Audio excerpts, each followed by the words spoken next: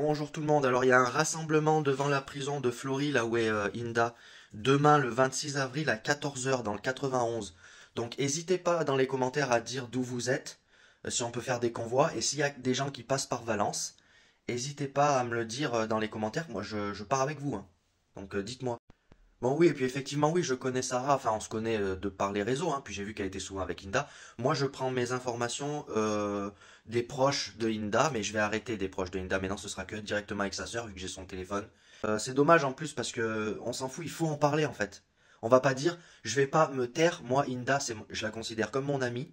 Depuis qu'on se connaît, on a toujours été là pour s'entraider. C'est pas quelqu'un qui oublie les gens, hein, Inda. C'est pas une question de buzz parce que bien au contraire, quand tu veux faire le buzz sur TikTok, c'est d'autres sujets qu'il faut faire. Tu vois, mon petit chat par exemple, qui a trois pattes. Voilà. Là, je pourrais faire du fric, tu vois.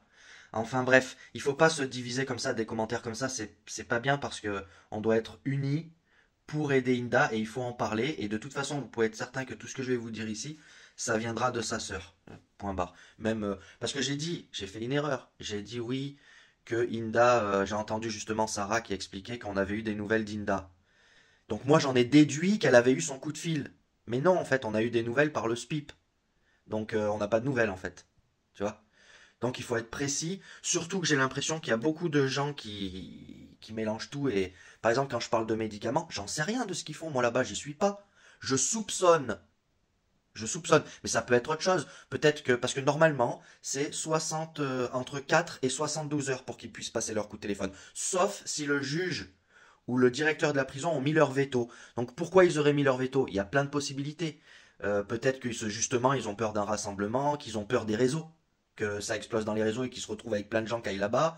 Je sais pas, ils peuvent avoir peur de tout un tas de choses, mais bon, connaissant un peu l'histoire et comment ça se passe dans la plupart des cas pour les gens qui s'attaquent quand même, comme Inda elle fait, au pire du pire, quand tu t'attaques au pire du pire, tu sais à quoi t'attendre.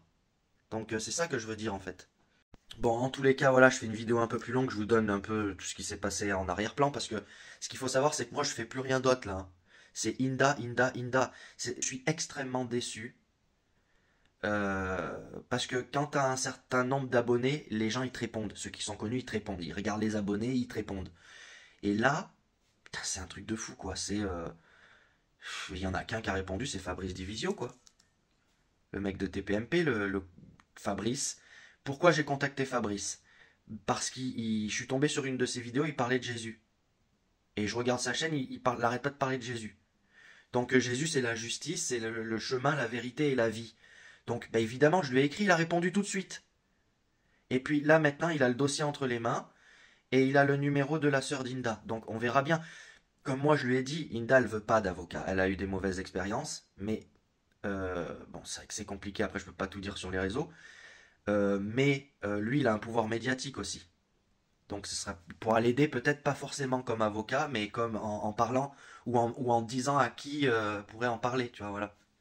Bon, excusez-moi, je suis crevé, même du mal à parler parce que, en fait, euh, j'arrive pas à me sortir de la tête que là, Inda, elle est enfermée entre quatre murs.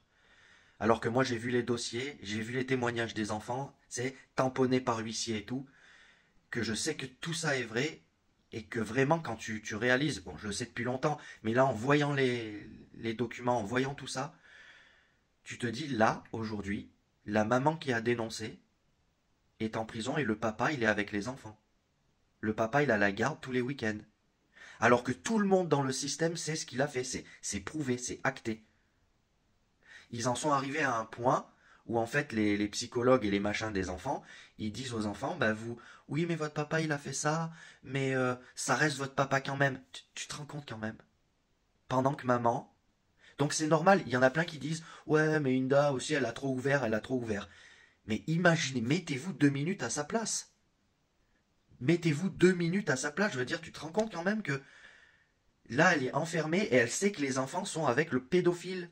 Tout le monde sait que c'est un pédophile. Il y a toutes les preuves, les témoignages, les photos, les machins.